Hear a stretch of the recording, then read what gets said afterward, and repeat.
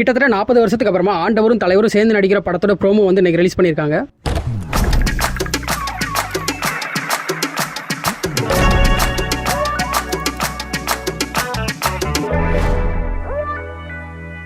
ஆமாங்க, என்னன்னு பார்த்தீங்கன்னா கடைசியாக தலைவரோட தில்லுமுள்ளு படத்தில் வந்து ஆண்டவர் வந்து கெஸ்ட் ரோல் ப்ளே பண்ணியிருந்தாரு லாயர் கேரக்டரில். அதுக்கப்புறமா அதாவது கிட்டத்தட்ட 40 வருஷத்துக்கு அப்புறமா இந்த படத்து மூலமா தலைவரும் ஆண்டவரும் ஒரே ஸ்க்ரீனில் அப்பியர் ஆக போறாங்க. இந்த ப்ரோமோல என்னெல்லாம் கன்ஃபார்ம் பண்ணியிருக்காங்க அப்படின்னு பார்த்தீங்கன்னா இந்த படம் வந்து கன்ஃபார்ம் ரெட்ரோ ஸ்டைலில் தான் இருக்கும் அப்படிங்கிற மாதிரி இந்த படத்தோட டேரக்டர் வந்து நெல்சன், மியூசிக் டேரக்டர் வந்து அனிருத் அப்படிங்கிறதையும் கன்ஃபார்ம் பண்ணியிருக்காங்க.